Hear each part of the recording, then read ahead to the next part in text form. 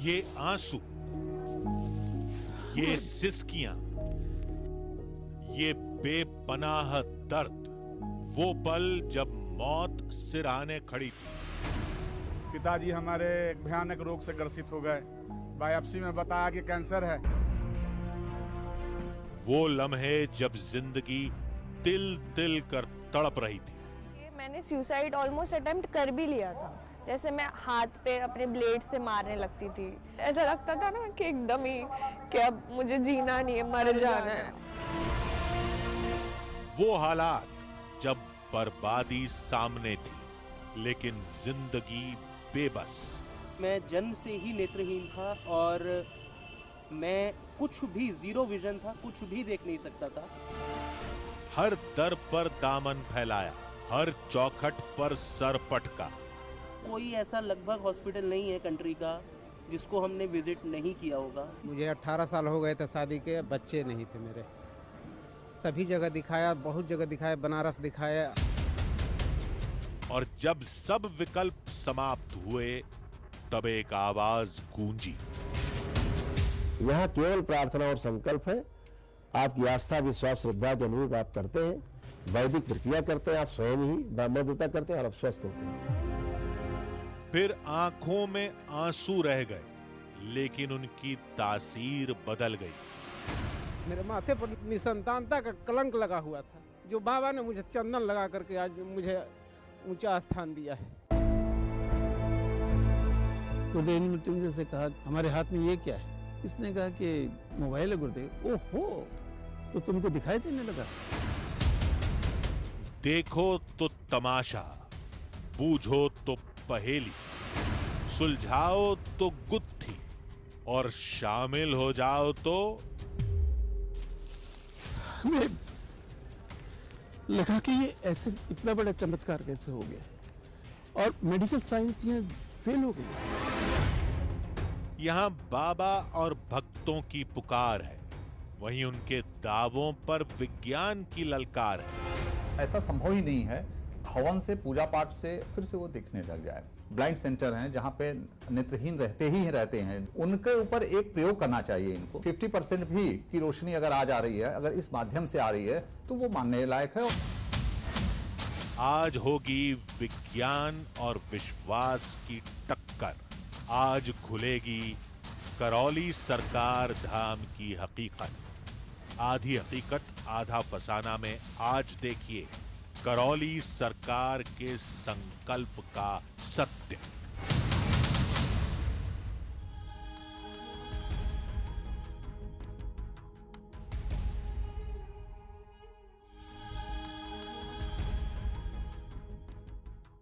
आधी हकीकत आधा फसाना। जो जान बचाए वो भगवान, जो दर्द और बीमारियों से निजात दिला दे वो देवतुल्य। इसलिए बहुत से लोग डॉक्टरों को धरती का भगवान भी कहते हैं। लेकिन आज भी मेडिकल साइंस के पास हर बीमारी का इलाज नहीं है। ऐसे में एक आदमी आता है, आश्रम खोलता है, और धीरे धीरे वो आश्रम सैकड़ों लोगों के लिए कष्टों का निवारण स्थल बन जाता है। दावा किया जाता है कि उस धाम में असाध्य रोग जैसे कैंसर, खराब किडनी, ट्यूमर या न्यूरोलॉजिकल समस्या सब जड़ से खत्म हो जाते हैं। सुनने में यह असंभव लगता है। फिर जो लोग खुद को मरीज बताकर इसकी पुष्टि करते हैं वो कौन है? किराए के कलाकार, बाबा के एजेंट, या इत्तेफाकन ठीक हुए लोग, या फिर धाम में वाकई नामुमकिन मुमकिन हो रहा है? चलिए पता करते हैं।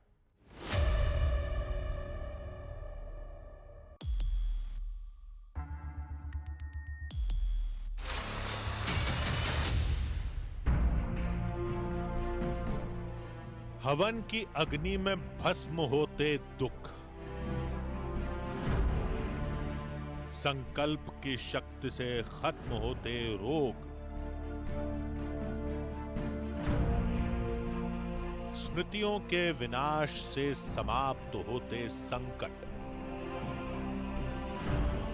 मेडिकल साइंस को चुनौती दे रहा है करौली सरकार का स्मृति अनुसंधान, क्या ये सारे दावे सच हैं, हकीकत है या फसाना है, चमत्कार है या आडंबर है? ये सच जानने की बहुत लोगों ने कोशिश की, लेकिन सब हार गए। लेकिन आज सच आपके सामने होगा जब हम बाबा के आश्रम के अंदर जाएंगे, सबको परखेंगे, सवालों से भक्तों की जांच करेंगे, बाबा की बातों का टेस्ट करेंगे। इसी प्लानिंग के साथ हम पहुंच गए उत्तर प्रदेश के कानपुर में स्थित करौली सरकार के आश्रम।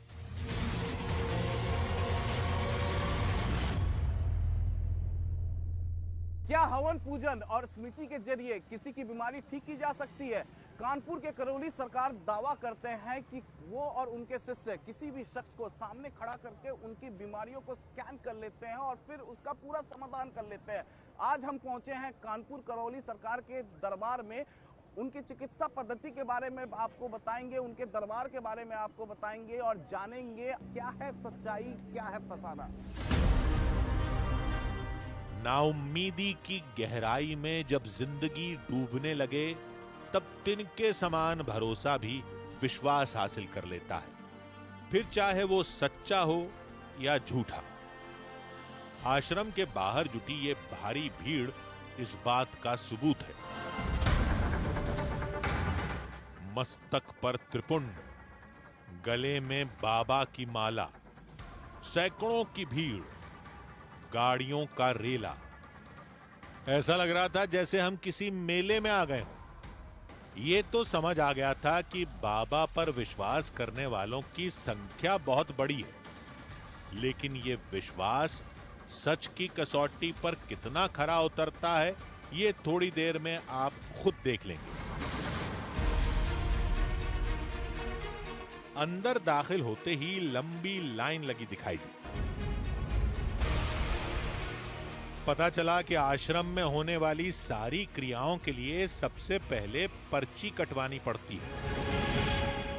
जैसे ही करौली सरकार के जो भक्त हैं वो करौली सरकार के आश्रम में एंटर करते हैं, जो सबसे पहली चीज है आश्रम में एंटर करने से ही, यहाँ पर मैं तस्वीरों के जरिए आपको दिखाऊं तो ये काउंटर्स बने हुए हैं और यहाँ पर कई काउंटर्स हैं। इस तरीके से 1 2 3 4 5 इस तरीके से कई काउंटर्स यहाँ पर बने हुए हैं और भक्तगणों का आप लाइन यहाँ पर देख पा रहे हैं करौली सरकार का। ये भक्तगण हैं जो अर्जी लगाने के लिए, यानी करौली सरकार के दरबार में अपने कष्टों को दूर करने के लिए, कष्टों का निवारण करने के लिए यहाँ पर ये अर्जी लगाते हैं, जिसके बाद वो अर्जी लगाने के बाद वो करौली सरकार से जाकर उनके दरबार में मुलाकात कर सकते हैं।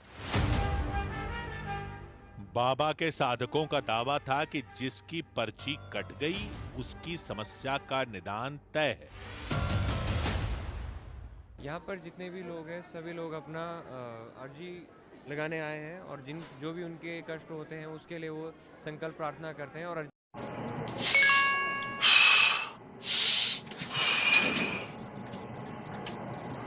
मैसेज आया के बाद यहाँ से हवन करने जाएंगे। अर्जी उनकी प्रार्थनाएं हैं जो उनके संकल्प बन के पूरे होते हैं और उनके कष्ट उस हिसाब से फिर दरबार देखता है।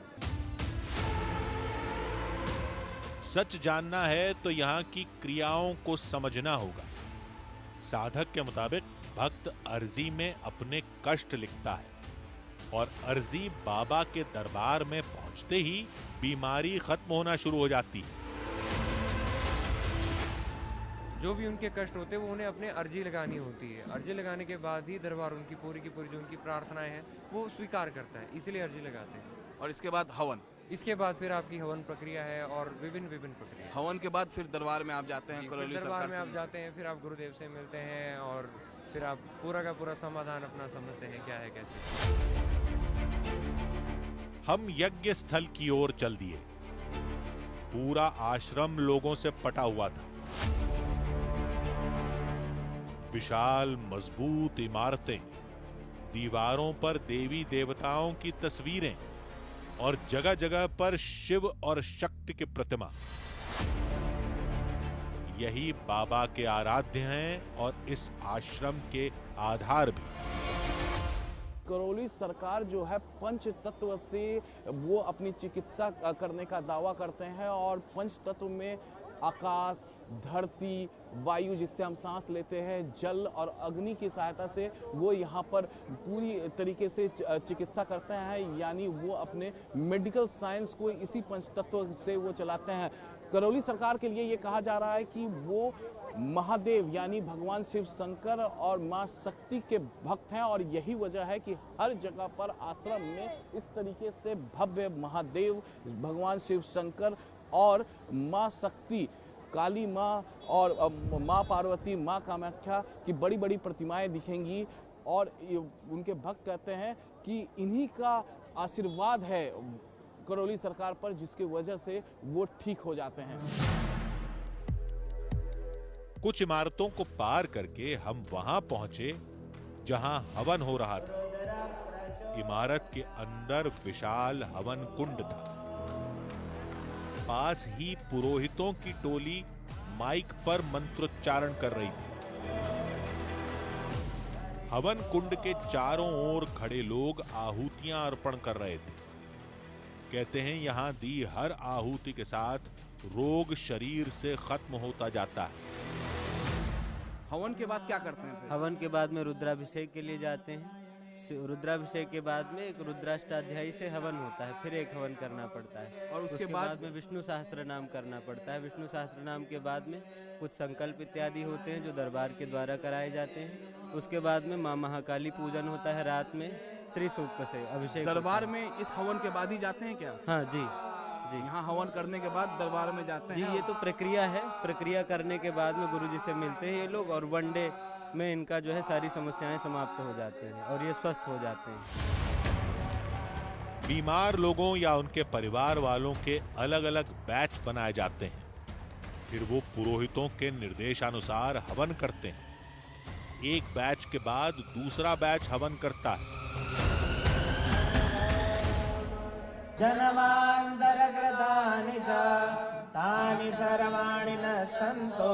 इस मंत्र का अर्थ है यानि कानि च पापानि जन्मांतरकृतानि च, क्योंकि आत्मा का कभी नाश नहीं होता है।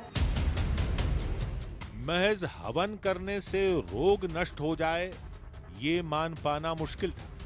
हमने सोचा कि कहीं आश्रम में किसी प्राचीन चिकित्सा पद्धति का इस्तेमाल तो नहीं होता, जैसे हवन के दौरान कोई जड़ी बूटी या गंधक जलाया जाता हो जिसका धुआं रोग मुक्ति में सहायक बनता हो, या फिर आचमनी जल में कुछ मिलाकर पिलाया जाता हो।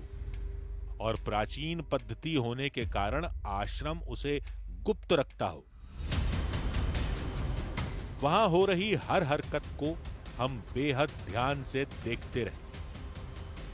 करीब 1 घंटा बीत गया, लेकिन हमें वहां कुछ रहस्यमयी होता नहीं दिखा। तो हमने फिर से रोग नाश का रहस्य पूछा। लोग जो है कई प्रकार के विकार अपने जो है बुद्धि में धारण कर रखते हैं, उससे ग्रसित रहते हैं, पीड़ित रहते हैं, परिवार में क्लेश रहता है। उससे मुक्ति के लिए शरीर के जो कष्ट होते हैं, जो हमारे 7 शरीरें हैं, 6 शरीरें हैं, उनके द्वारा जो भी रोग उत्पन्न होते जाते हैं हमारे स्थूल शरीर में, सूक्ष्म शरीर के द्वारा, तो इस हवन से हम लोग जो है ऊर्जा प्राप्त करते हैं। माँ भगवती की आराधना करते हैं, 10 महाविद्या की जो है हवन करते हैं, 10 महाविद्या का, तो उससे हम लोगों को ऊर्जा प्राप्त होती है। तो उसी ऊर्जा के माध्यम से परम पूजनीय गुरुदेव भगवान श्री करौली शंकर महादेव जो है भक्तों की चिकित्सा करते हैं। किसी सामग्री के कम पड़ने से हवन रुका तो हमने लोगों से बात की। मुझे अस्थमा था जो पूरी तरीके से नष्ट हो गया है अभी, और मेरे भाई को स्कैल्प का सोराइसिस था, वो भी नष्ट हो गया पूरी तरीके से। सिर्फ करौली सरकार के यहाँ आने से नष्ट हुआ? हाँ, उसके पहले हम लोग बहुत जगह गए थे लेकिन कुछ नहीं हुआ था, लेकिन यहाँ पे आए सब एक ही हवन में, वन डे हवन में पूरा चला गया। हमने कई लोगों से सवाल पूछे। सबकी बीमारियों के नाम बदले, लेकिन करौली धाम में ठीक होने की कहानी एक जैसी थी। और वो लोग बीमार हुए फिर आश्रम में ही ठीक हुए, इस बात का सबूत क्या है? इसलिए हमें उनकी बातों पर शक होने लगा था। आधी हकीकत आधा फसाना की टीम वहां लोगों से सवाल करेगी, पूरी व्यवस्था को परखेगी, ये बात आश्रम के व्यवस्थापकों को पता थी। इसलिए मुमकिन है कि हमारे लिए भ्रमजाल बुना गया हो। हमारे सामने हवन में बैठे बैठाए लोग बाबा के लिए काम करते हों, या फिर एक्टर हों, या फिर वो लोग हों जो इत्तेफाकन ठीक हो गए हों। हवन स्थली के बाहर सैकड़ों की संख्या में लोग थे। हमने तय किया कि बिना किसी को बताए बाहर किसी को भी चुनकर बात करेंगे, क्योंकि सैकड़ों कलाकार या एजेंट बुला पाना लगभग नामुमकिन काम है। हमने आश्रम में तलाशना शुरू किया।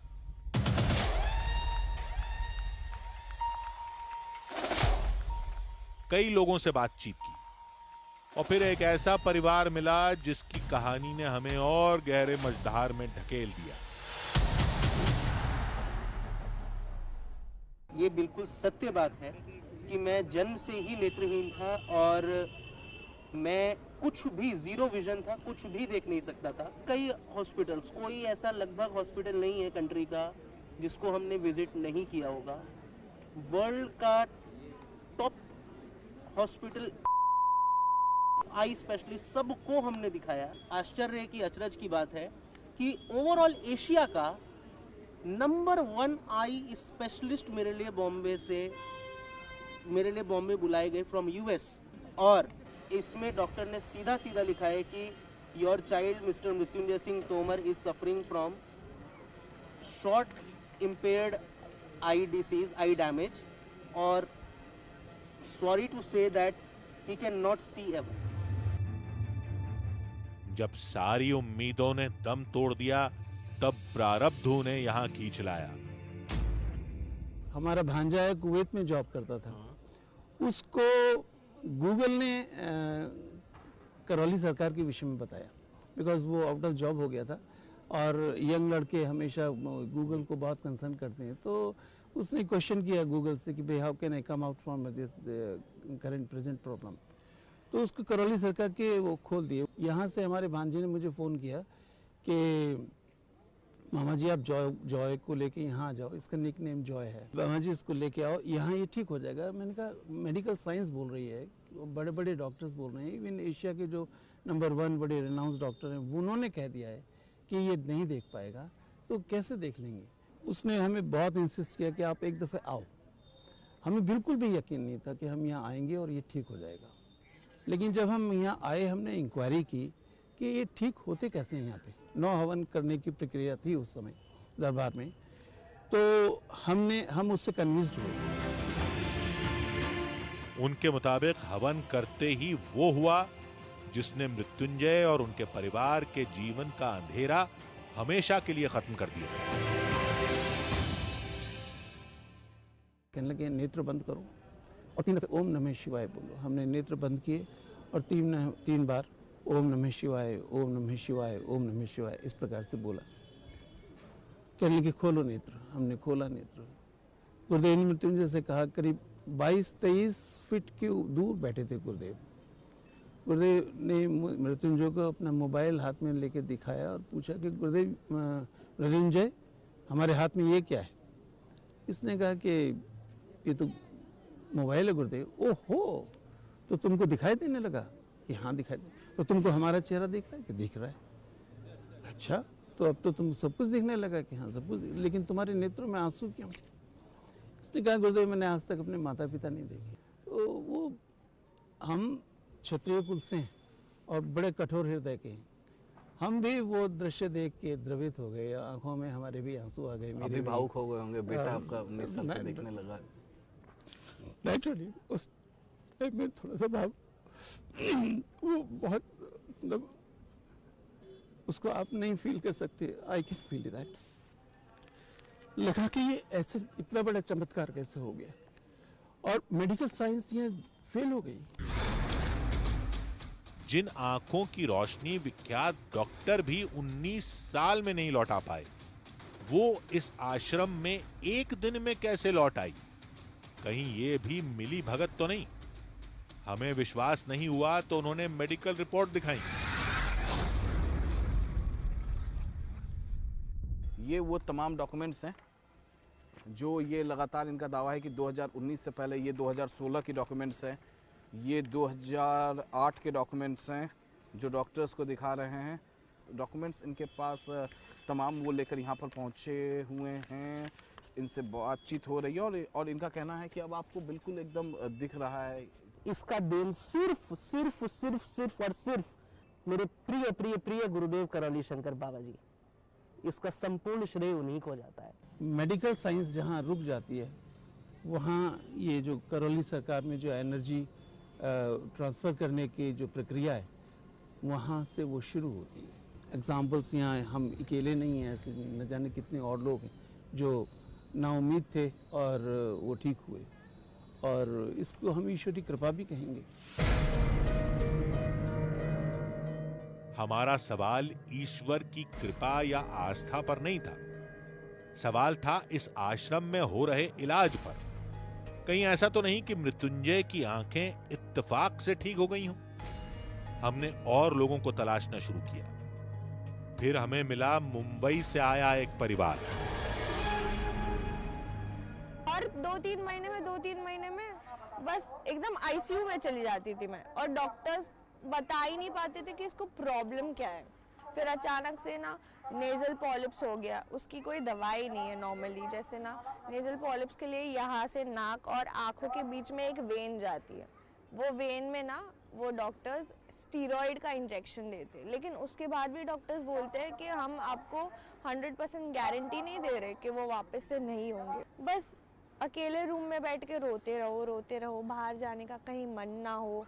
और अगर बाहर कहीं चले भी जाओ, जैसे ट्रेन्स में ट्रैवल किया करती थी, लोकल ट्रेन्स में मुंबई होती है, तो ऐसा लगता था कि बस पैर नीचे रख ही दूं, चलती ट्रेन से पैर नीचे रख दूं। किसी करीबी से जानकारी मिलने के बाद वो करौली सरकार धाम आई और चमत्कार हुआ। जैसे एस्थमा सारा खत्म, सारे नेजल पॉलिप्स खत्म, सारी फिजिकल प्रॉब्लम्स सारा कुछ खत्म। मैं इतनी बदल गई हूँ, शायद मैं समझा नहीं पाऊंगी, लेकिन जो मेंटल, जो ऐसा लगता था ना कि एकदम ही कि अब मुझे जीना नहीं है, मर जाना है, वो सब उल्टा अब ऐसा लगता था। अब जब से दरबार आए हूँ तो ऐसा लगने लगा है कि नहीं, अब जीना है, बाबा ने नया जन्म दिया है। आज मैं जो भी हूँ सब कुछ गुरुजी और माँ बाबा की वजह से हूँ। कोई पुरानी टीस कुरेदी जाए तो वो यूं ही फूटती है, लेकिन सीरत बदलते आंसुओं की ऐसी कहानी सिर्फ मानसी की नहीं है। मुझे 18 साल हो गए थे शादी के, बच्चे नहीं थे मेरे। सभी जगह दिखाया, बहुत जगह दिखाया, बनारस दिखाया, सबसे बड़ा हॉस्पिटल, वहाँ पे लोग बोले कि वहाँ दिखा लीजिए, वहाँ दिखाए। कहीं से आपको कुछ फायदा नहीं मिला तो आप करौली सरकार के जी पास। 2019 में हम आए थे यहाँ पर, और मेरे फादर के एक दोस्त थे, वही लेकर के आए कि चलो एक बार उस जगह का भी दर्शन करो। आए, बाबा से कहे, प्रार्थना किए, बाबा ने मेरी पुकार सुनी। मेरे माथे पर निसंतानता का कलंक लगा हुआ था, जो बाबा ने मुझे चंदन लगा करके आज मुझे ऊंचा स्थान दिया है। इसके लिए मैं इस दरबार का और बाबा का जन्म जन्मांतर तक ऋणी रहूंगा, जो बाबा ने मुझे पारितोषिक दिया है, गिफ्ट दिया है। 18 साल के बाद मेरे घर में बच्चा आया है। इन लोगों के लिए बाबा का इलाज चमत्कार है और हमारे लिए सवाल। तभी हमें पता चला कि बाबा भक्तों से मिलने आने वाले हैं और ये हमारे लिए सुनहरा और आखिरी मौका था। करौली सरकार पर कई तरह के आरोप लगते रहे हैं, जैसे रोग ठीक करने का झांसा देकर मोटी रकम ऐंठना, कलाकारों को मरीज बनाकर पेश करना, उनसे बीमारी ठीक होने की मनगढ़ंत कहानियां सुनवाना, और एक बड़ी टीम का होना जो चमत्कारी बाबा के तौर पर उनकी इमेज बनाती है। करौली सरकार का आश्रम बहुत बड़ा है, इसलिए टीम का बड़ा होना लाजमी है, लेकिन वो टीम करती क्या है यह पता करना मुश्किल है। तब तक हमने जो जांच की थी उसमें हमने भीड़ से अपनी मर्जी से लोग चुने और उनसे सवाल पूछे। सैकड़ों कलाकार मरीज बनाकर हमारे सामने भेजे गए हों, यह नामुमकिन काम है। यह भी सच था कि हमने जिससे भी बात की उन सब ने बीमारी ठीक होने का दावा किया, यानी पलड़ा बाबा के दावे की ओर झुकता है। लेकिन सच दिखती इस कहानी में एक रहस्य और भी है।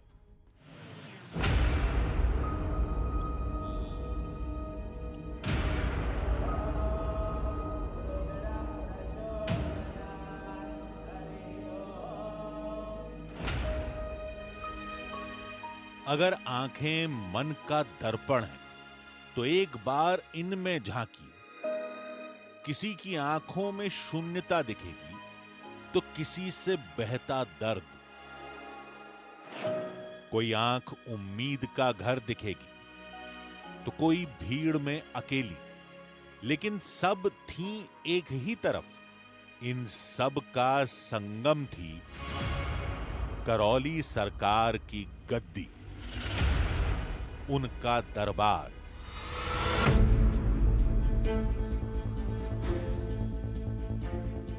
अगर यह सब भ्रमजाल था तो बहुत मजबूत और मोटा पर्दा था।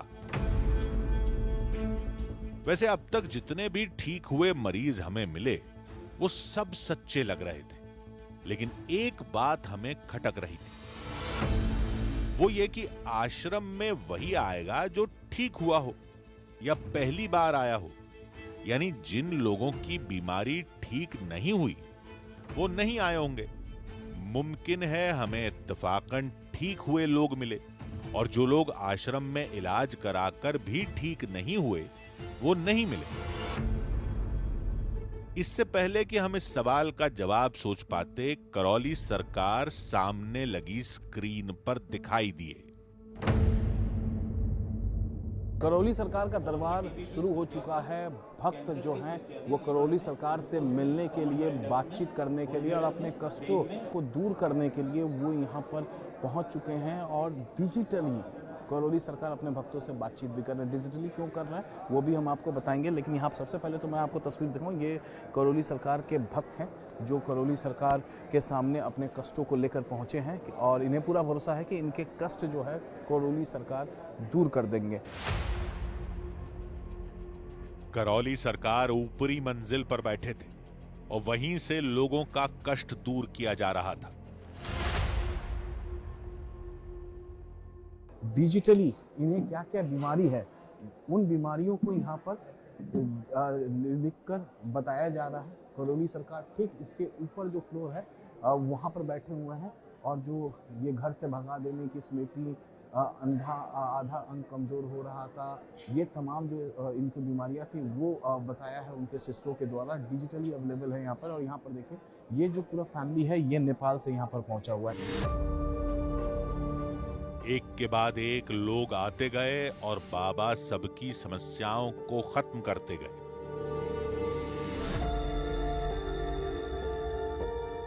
श्वास फूलती थी, ब्रेन स्ट्रोक की स्मृतियां थी, पैरों में दर्द रहता था, माइग्रेन की स्मृतियां थी, हाथ पैरों में सूजन आ रही थी, कैंसर की स्मृतियां थी, ब्रेन में, रक्त में, ब्रेस्ट में, यूट्रस में, फेफड़ों में, गले में, कोलोन में और रेक्टम में।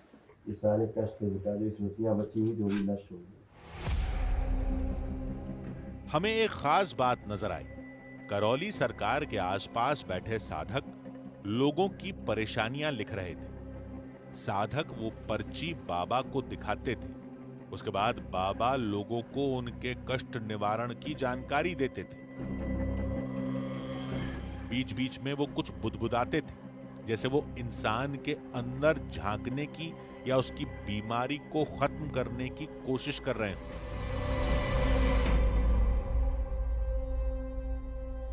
नेत्र बंद करिए, अपने विवाह का समय ध्यान कीजिए। जब आप मंडप के नीचे फेरिए,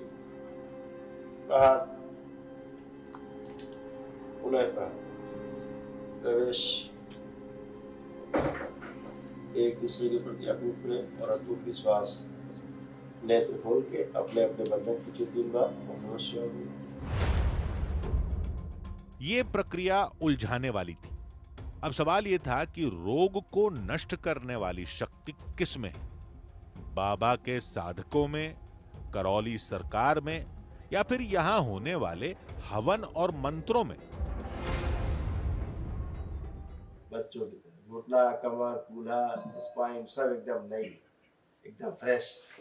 हाँ, आप कोई चिढ़ तो नहीं हो रही इनसे? नहीं, कोई चिढ़। बढ़िया, उठ बैठ के चेक कर लीजिए, एकदम बच्चों की तरह हो चुके हैं। जैसे बच्चे होते 4-5 साल के, ऐसे दोनों लोग हो चुके हैं।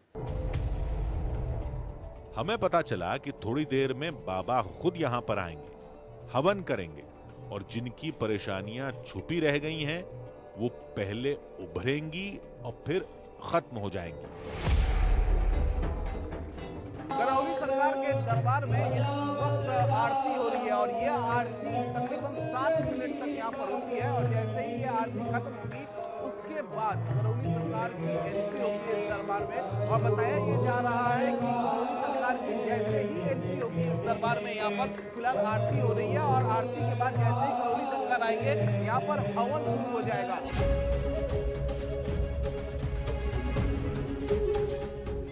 थोड़ी देर में करौली सरकार वहां पहुंच गए। बाबा ने सबसे पहले अपने गुरु राधा रमन मिश्र की पूजा की। इसके बाद वो हवन करने लगे।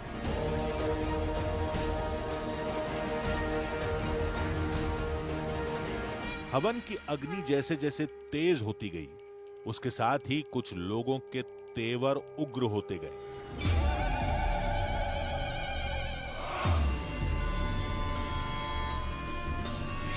कोई चीखने लगा,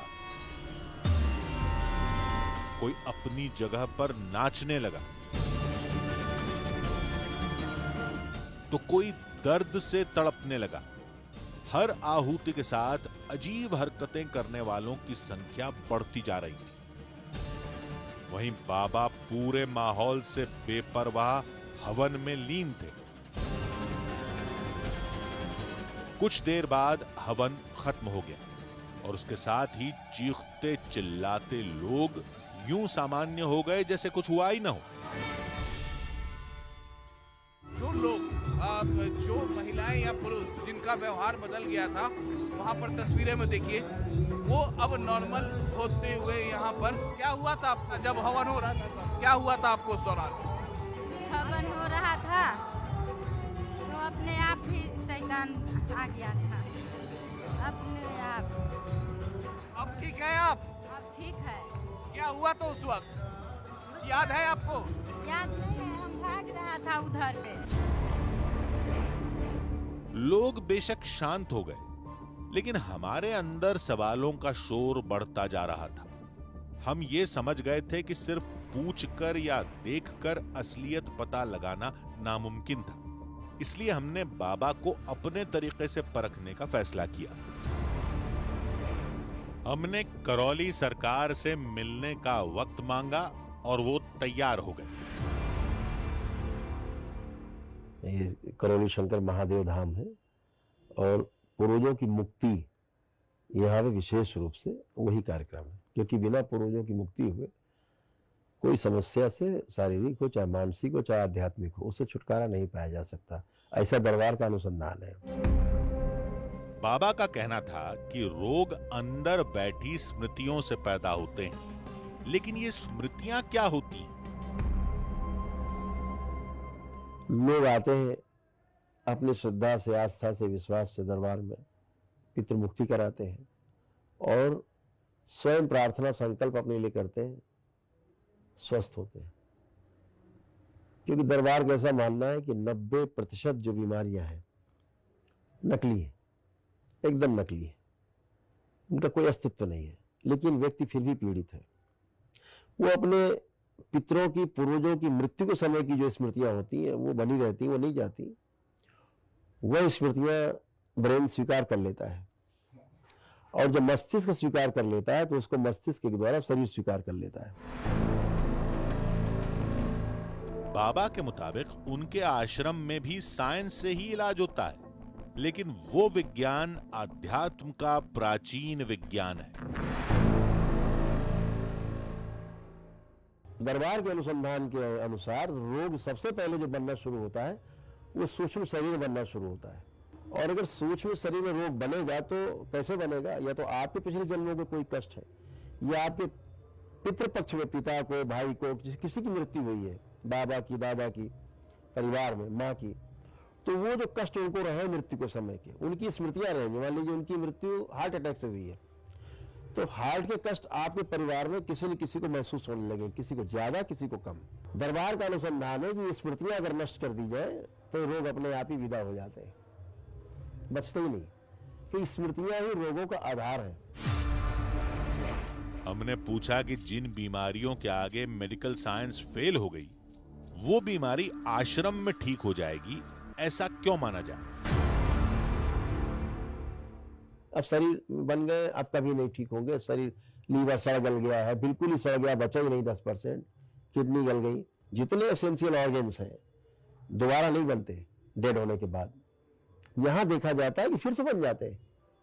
अब ये उसकी प्रार्थना और संकल्प में ताकत है, और वो इसलिए ताकत है, इसलिए फलित हो रही है उसका प्रार्थना कि वो सही ऊर्जा से, विराट ऊर्जा से, एक सकारात्मक ऊर्जा से उसका जुड़ा हुआ दरबार में, जो कि विज्ञान नहीं मानता इन चीजों को। हमने आज तक जो भी बातें सुनी या समझी थी, ये थ्योरी उससे एकदम अलग थी। लेकिन इस थ्योरी और दावों का सबूत क्या है? तो बाबा ने हमें ही चैलेंज दे दिया कि हम अपनी मर्जी से किसी को भी बैठा दें, वो तुरंत उसकी समस्या बता देंगे और उस समस्या को समाप्त भी कर देंगे। अगर ब्रेन सही नहीं है तो शरीर कभी सही नहीं रहेगा, कभी सही नहीं रहेगा। आप मेरे सामने दो आदमी लाओगे, ठीक? हमने अपने एक साथी को उनके सामने बैठा दिया। मेरे बारे में, और ये अर्जुन है, हमारे क्रू मेंबर ही हैं। इन दो, इस जरा कोई बीमारी या कुछ? हाँ, बहुत कुछ कर देंगे, अभी तो सब बच्चे ही कर देंगे, सब बैठे हैं। तो वही लिख दो भाई, इसकी बच्चे की जो समस्या है। थोड़ी देर में पर्ची आ गई।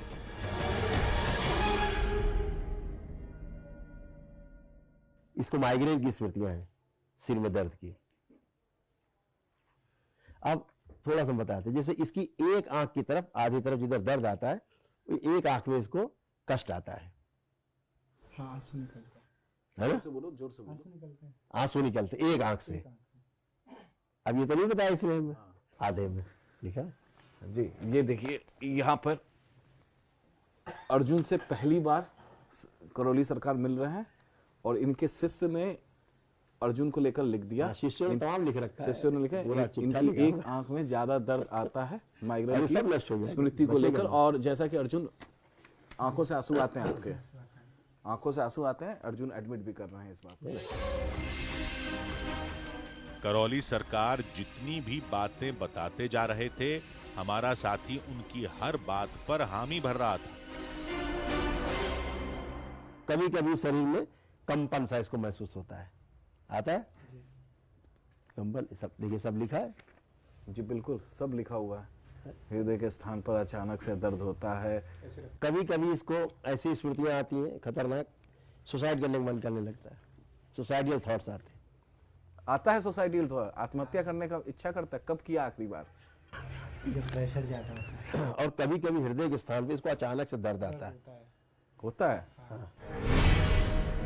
हमने सोचा कि कहीं वो माहौल और दबाव के कारण तो ऐसा नहीं कर रहा, इसलिए हमने अपने बारे में पूछा।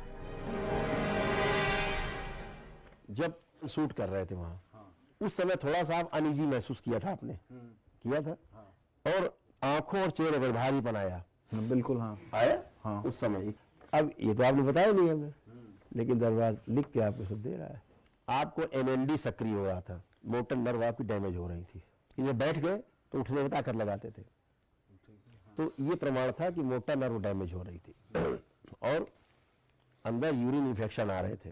किडनी जो है का यूरेटर आपका धीरे धीरे जाम होने की पोजीशन में पहुंच रहा था, धीरे धीरे जाम हो जाता।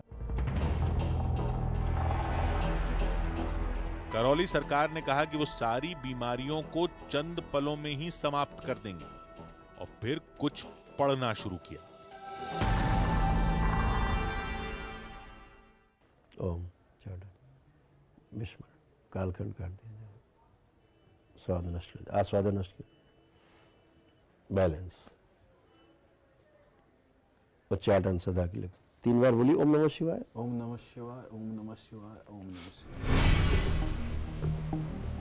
हम काफी देर तक करौली सरकार से बातचीत करते रहे।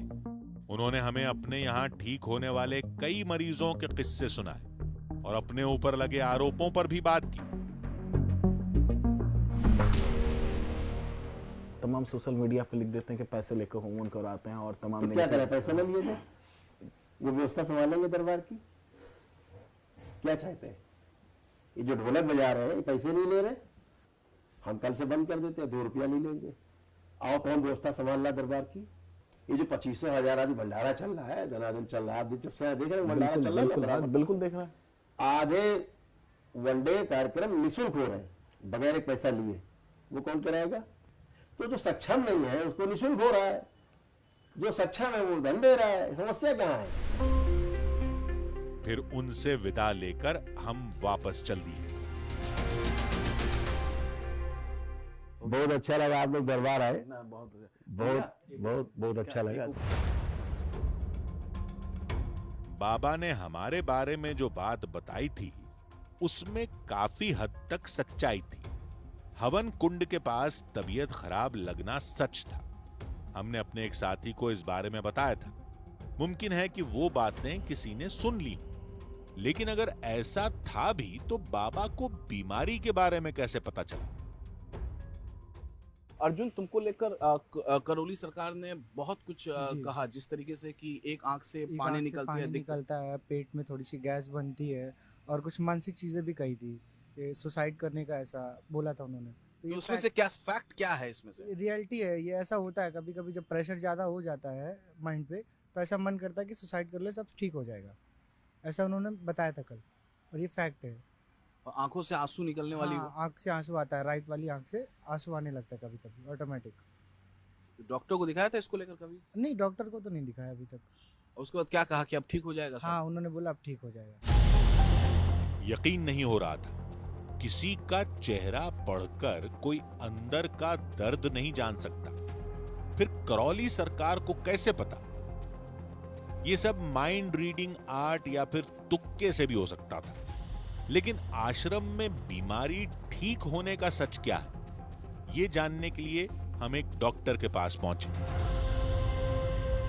तो आप सही स्टोरी कर रहे हैं और जनता को जागरूक करना भारतवर्ष में बहुत आवश्यक है, क्योंकि ये चीज़ें बहुत सालों से चली आ रही हैं और इसके लिए आप लोग बहुत साधुवाद के पात्र हैं। और ये ऐसी चीज़ें हम लोग वैज्ञानिक तथ्य पे खरी नहीं उतरती हैं।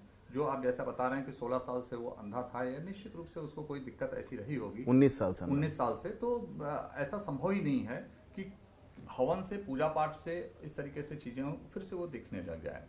इसमें कहीं कोई झोल होगा निश्चित रूप से, जो सामने नहीं आ रहा है। अगर ऐसी स्थिति है तो हमारे जो ब्लाइंड सेंटर हैं उनके ऊपर एक प्रयोग करना चाहिए इनको। 50% भी की रोशनी अगर आ जा रही है, अगर इस माध्यम से आ रही है, तो वो मानने लायक है और उसको फिर डॉक्यूमेंट किया जा सकता है।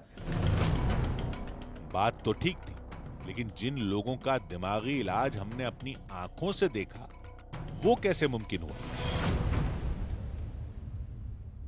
ऐसा कोई साइंटिफिक बेस नहीं है जिसके प्रति वो उस हवन से वो झूमने लग जाएं। ऐसा कोई नहीं होगा। वो उनके लोग होते होंगे जो इस तरीके का क्रियान्वयन करते हैं। पूजा पाठ करना, हवन करना, ये एक अलग विषय है। ये बिल्कुल आस्था का विषय है और इससे लोगों को बहुत ही आराम मिलता है चीज़ों को करने में। तो इसमें कहीं कोई दो राय नहीं है। लेकिन जो झूमना है और इसको प्रोपेगेंडा करना, ये बहुत गलत बात है। हमने पूछा कि बहुत सारे लोग ठीक न हो पाने की वजह से वहां जाते हैं और उसमें गलत क्या है। हम एक व्यक्ति को लेकर कहें कि इसको हो गया, ऐसा नहीं संभव है। या एक व्यक्ति कैंसर का ठीक हो गया, ऐसा नहीं संभव है। कैंसर के जैसे मरीज हैं, निश्चित रूप से भारत में बहुत सारी अफवाहें फैल रही हैं आजकल यूट्यूब पे, और इसकी बाढ़ आ चुकी है। कि ये खाओ, ये पियो तो कैंसर नहीं होगा, ये करो तो कैंसर नहीं होगा। इससे होता क्या है कि जो लोग पढ़े लिखे हैं, जो बड़े अस्पतालों में या कहीं पे भी अपना इलाज करा सकते हैं वो तो करा लेते हैं, लेकिन इसमें जनता, जो गरीब जनता है, जिसके पास पैसे की भी कमी है, तो एक बहाना ढूंढती है वो कि पैसा भी नहीं है तो चलो ये भी एक अपना लिया जाए।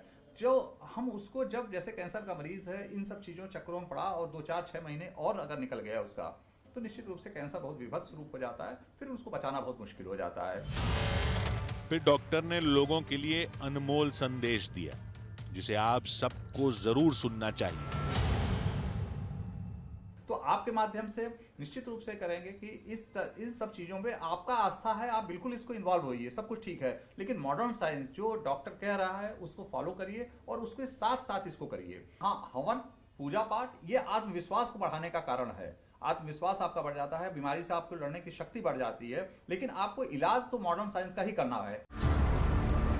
अब आप पूछेंगे कि कहानी का अंत कैसे हुआ।